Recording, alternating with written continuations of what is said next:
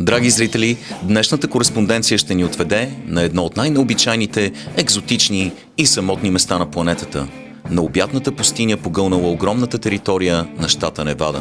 Почти необяснимо е как е възможно в една толкова индустриализирана държава като Съединените щати в 21 век да съществува толкова диво, недокоснато от цивилизацията място. Районът е толкова обезлюден, че щатското правителство препоръчва специален курс по оцеляване на тези, решили да се отправят на път във вътрешността на Невада. В същото време, мястото изумява с огромните си мащаби и безкрайни отворени пространства. Парадоксално, причината да бъдем днес тук се казва Варна.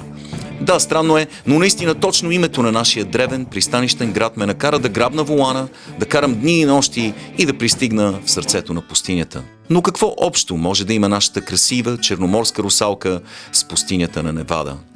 Обяснението се крие в едно изумително състезание, което се провежда тук, в Бетъл Маунтън, от много години насам. Става дума за така нареченото скоростно предизвикателство, което всяка есен събира на едно място в Невада най-бързите хора на планетата, придвижени от собствената си сила. Не става дума за Юсейн Болт, разбира се, спринтьорите, които си дават среща тук не тичат, а въртят педали в странни, футуристични устройства, развивайки немислими скорости. Почти невъзможно е обаче куршумоподобните им болиди да бъдат наречени велосипеди.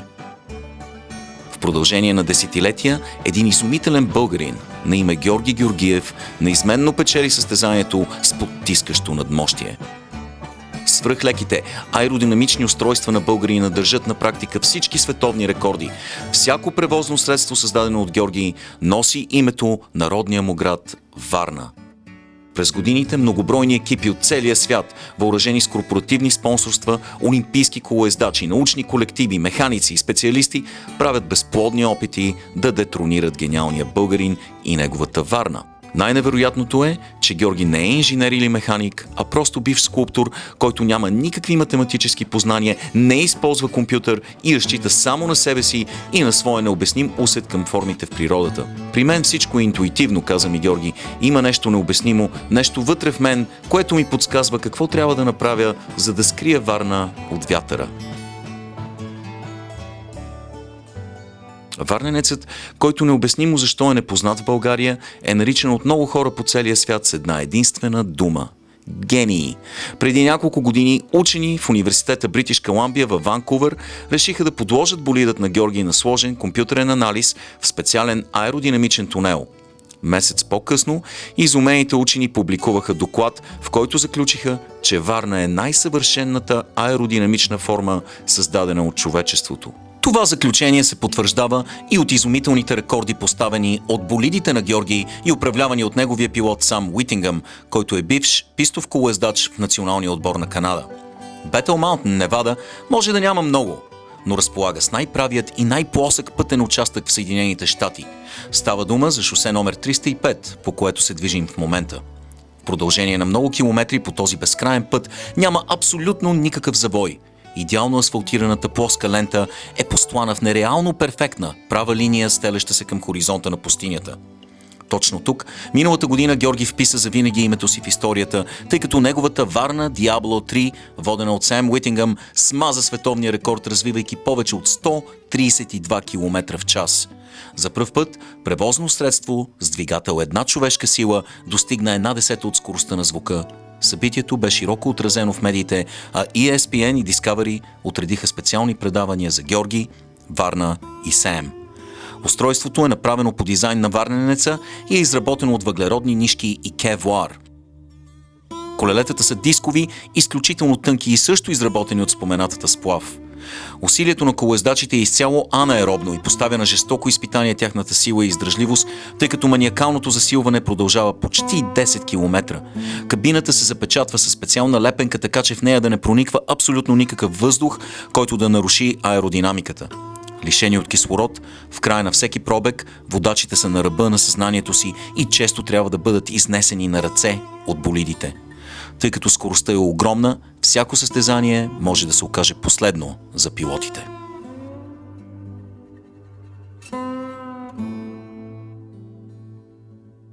Веднъж падна с скорост от 130 км на час И в този момент колелото, понеже е като крило на аероплан, атмосферата го дигна в въздуха и той прелетя около 50 до 100 метра над повърхността на шосето. И доста интересно беше да говорим с него след това. Аз бях в паника, защото аз помислих, че ще убих човек. Ти когато знаеш, че той върви с 130 км на час и катастрофира, шанса да остане жив е много малък, но по този начин ние направихме заключение, че не трябва да има никакви пречки. Ако паднеш, можеш само да се плъзгаш и да не удариш някой обект, който е, нали, как се казва, цемент или града или нещо, трябва да се плъзгаш. Ако се плъзгаш, няма значение. И цялата конструкция на колелото е като шилд, щит. Щит. Така че, когато той падне, щита го защитава от нараняване. Георги Георгиев е емигрирал в Канада преди 40 години и в момента живее на малкия остров Габриола в Тихия океан, където от години твори шедьоврите си, разчитайки единствено на двете си ръце и малката си работилничка. Българинът отказва корпоративно спонсорство по философски причини, така че всяка есен, заедно с Уитингъм, качва болида на карусерията на собствения си пикап, сменя 2 ферибота и кара около 16 часа до мястото на състезанието. Тази година Георги пристигна в пустинята с твърдото намерение да подобри и още един рекорд, тъй като бе включил в екипа си френската велосипедистка Барбара Буатуи, която пристигна от Париж с надеждата да стане най-бързата жена в света. За целта Георги донесе както новия си Варна Темпест, така и миналогодишния герой Варна Диабло 3. Още на втория ден французойката буквално унищожи световния рекорд, развивайки 122 км в час. Това я прави не само най-бързата жена в света, но и най-бързият човек в Европа.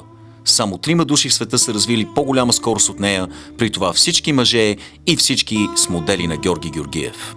Око след нейния рекорд и сам Уитингъм успя да подобри за пореден път своето собствено върхово постижение, развивайки 133 км в час. Болидите на Георги са толкова съвършенни, че на практика целият свят се опитва да копира дизайните му. Много от съперниците му управляват превозни средства, които наподобяват в детайл неговите. Самият той не крие нищо и дори предоставя чертежите и формите, създадени от него, на конкуренцията си. Въпреки това, надмощието му е толкова значително, че в последните години много от останалите отбори се отказаха от участие. Георги сподели, че обмисля да се пенсионира само и само за да може някой друг да спечели. Както се изрази самият той, конкуренцията е важна за прогреса. Мисля, че успях да ви разкажа голяма част от фактите, но за съжаление това, което няма да можем да усетим в днешния 10-минутен репортаж, е колко изключителна, обаятелна и достъпна личност е човекът Георги Георгиев. Иска ми се да ви разкажа толкова много за него, за това как след 40 години България и Варна са все още в сърцето му, за това колко много е уважаван и как всички притихват, когато той започне да говори с мекия си глас. За неописуемата му скромност, която е просто необяснима, при условие, че няма човек тук, който да не го смята за гений. За идеалистичните му мечти някой ден да живеем без войни, бедност и несправедливости. За целта му да докаже ефикасността на човека и че не е необходимо да унищожаваме планетата, защото навсякъде около нас има чиста и неоползотворена енергия. И най-вече за добрината му. Георги е обичан и уважаван човек не само заради гения си, но и заради това, че има в себе си добра дума и усмивка за всеки го. От малкото дете до стареца. Иво, каза ми Георги преди да се разделим, ние сме на този свят за толкова малко. Трябва човек да направи нещо хубаво в този живот и после да му помогне да стигне до повече хора. Това е единственото, от което има смисъл. Философията на Георги е перфектна, без да бъде излишно усложнявана, като дизайнът на неговата съвършенна Варна. Такива българи са нужни не само на България, но и на целия свят. Нисичкият варненец доказа за пореден път, че не е необходимо да си висок на ръст, за да бъдеш великан. Има нещо тъжно във всяка раздяла и когато оставих Георги зад себе си в голямата пустиня, си дадох сметка каква ценност съм открил в тази необятна пустош.